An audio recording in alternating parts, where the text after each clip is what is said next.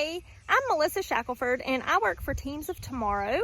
I've helped many educators rediscover their love for teaching, and I was doing some research about how you can thrive during change just because of all of this COVID-19, where we stand, all the uncertainties of what it's going to look like when we go back to teaching in the fall. I know our top teachers are very uncertain of what that's going to look like, what guidelines are going to be, and I'm sure that all teachers are in the same position. And so just wanted to share a little bit about what I found. Some research that I really derived from Kathleen Smith, who is a mental health writer and expert.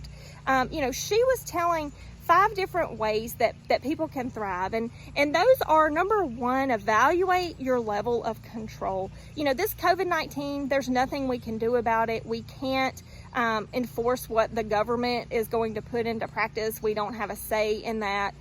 So what can we do about it? How can we change what we're going to be told to do? We can't. And so let's focus on what we can change. We can change our attitudes and our actions, how we think about the things that they're putting forth as far as guidelines.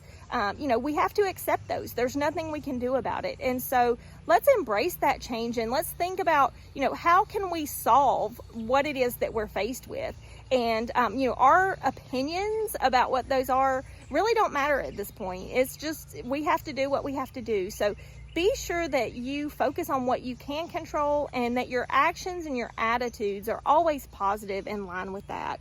The second thing, practice self-care. As educators and caregivers, we're used to taking care of others, and sometimes we forget to take care of ourselves. So be sure you take some time for yourself. For my coworker Hannah, it's sitting on her porch every morning for 10 minutes drinking a cup of coffee. For me, it's Bible study and scripture reading every morning before I leave my home. Just be sure that you take some time every day for yourself.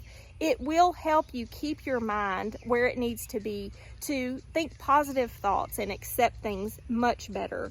Number 3, check your thought patterns. Think about what you're thinking about. It does matter. When negative thoughts manifest into your mind, you can choose to not think that. Think positively. Turn that negative into a positive, and know that what you're thinking about does manifest into your actions, whether that's your personal relationships or relationships with your coworkers or people around you in your career. Just know that what you're thinking about does matter. So make sure that what you're thinking about is positive. Then, number 4, be in the present. We're in a very fast-paced society. Be sure that you're living in the present. Don't worry about getting that perfect picture. Worry about spending that time with your kids and playing with them.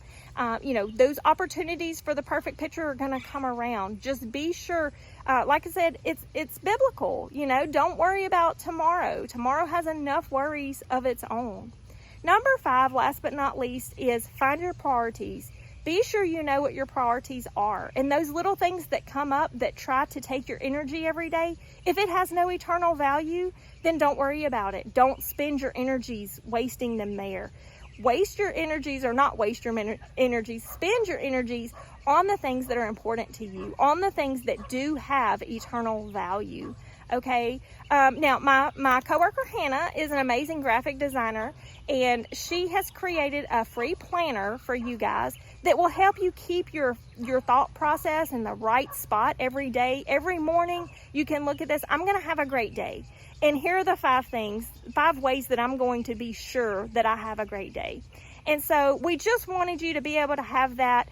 During times like this, we've got to stick together. We've got to be sure we're spreading joy and hope and love into our world, because that is what's going to make this world a better place to live, not opinions and negativity. So if you're, depending on where you're watching this video, if you're on YouTube, you can find the link in the description to go grab that planner. If you're on Facebook, it's going to be in the post.